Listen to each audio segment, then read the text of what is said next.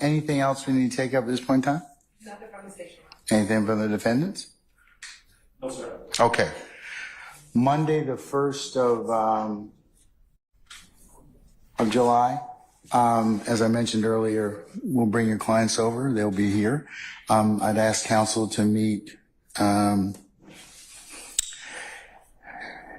jury room for Monday at 9 o'clock. All right? Yes, Your Honor. For the in-camera review. And on that, Your Honor, again, and I know I said it, so I'm assuming that it's preserved, but Mr. Williams would like to be present. Yeah, you told me that already. Do you have any additional case law other than the United States 6th and Georgia's 6th Amendments? Georgia's Article 1, Section 1, Paragraph 12. I believe Mr. Williams, I need him there to review. I assume we're getting a transcript. I don't know if that's what... I'll cover that on Monday. Mr. Williams will be brought over, but the part that you all are here just for in camera, that's attorneys, because of the privilege potential that is that may be discussed, or no, I said not discussed, identified, and you all as lawyers are of course subject to the rules of professional responsibility. Third parties or your clients and other people are not. Well, I oppose that objection. And sir, if I have anything else, I will certainly reconsider that. But at this point in time, for that particular purpose, until we get through the in-camera review, when the transcript is reviewed, the court's intention is to review everything for for Brady and/or impeachment. And then I will flag all those, and then anything else that you all wished for me to consider, you can mark, and then we can have a discussion about that. Okay, and I'd like it done in open court as well, in Mr. Williams' presence, of course, and in open court. Okay, I don't think he can do, until I identify it, Mr. Steele, and make rulings on it, he doesn't have the right to be present. You're the person that's present for him at that point in time because it covers privilege. It's just like if you had defects records, okay? You and Mr. Williams could not come to my chambers and review those records. You could, but he can't. Now, once I've ruled upon those, of course, I will copy whatever periods of the transcript, portions of the transcript that I believe are appropriate, and I will make other rulings in regards to sealing that particular portions which are not for any other review, and then you can take that to Mr. Williams, and all of you can talk about that.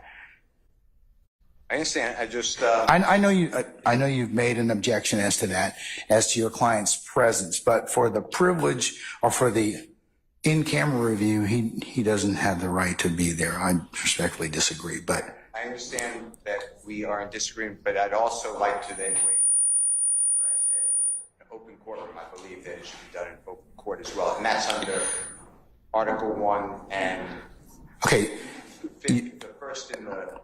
I understand that. I agree with you about the open court. I understand about the open courtroom. I agree with you about the respective constitutional provisions. I disagree with you about the in-camera. That doesn't apply to an open courtroom. The in-camera review of these records. So we'll just, like I said, if you got some case law, you got something for me to consider, I'll certainly look at it. But at this point, that's what my ruling will be in terms of your client's collectively presence. However, like I said, once the court makes those determinations as to which things are to be released to you, and I copy those transcripts for you, those portions or the transcript for you, then your clients will be here and you may take those portions and discuss those with your clients. Okay, and then we will have the rest of whatever we have in open court. Okay? Understand the ruling. Okay, all right. Like I said, if you have some case law, you want me to look at something, I'll certainly look at it. Because I believe that under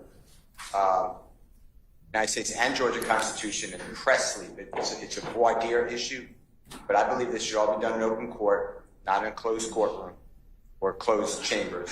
jury room. You are correct about anything else, but when you're dealing with a matter of privilege and or depending upon the type of records you're reviewing, not everybody gets to see those. And that's where we disagree. That's not an open proceeding. That's a closed proceeding to decide whether or not what's going to be released. Again, I'm going to release to you what the court believes falls within the acceptable range categories of release. It may be the entire transcript. It might be portions of that transcript, but I'm going to listen to your argument about that. That you don't get an open courtroom for, because I have to make a determination of whether or not first you get it and then whether or not what basis you get it for. Then once I release that, I make a ruling which can certainly be reviewed at some point in time. Then I'm going to seal the rest of the record. I'm going to seal that particular ex parte because it will have some issues of attorney-client privilege. So that's why, or else I give you the entire transcript. It would be fine for me, but I think that that's the issue. If an attorney-client privilege conversation was captured by the court reporter on a transcript with the court present, it can't be attorney-client privilege. Well, that's for another body to resolve, not me. And you'll have to first decide whether or not those conversations were had.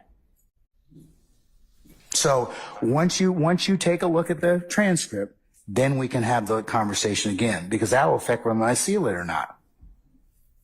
That's fine. I'm just want to continuing. I voiced it, so I think it's preserved. But I think you've said it now 3 times. I think you've gotten your point across. But again, I'm going to tell you again, if you've got a case which says your clients can be present, I'll be more than happy to listen to you. I really will. Well, my case is every case, but Penny, P-E-N-N-I-E versus State, Sammons, S-A-M-M-O-N-S versus State, Ward, W-A-D-E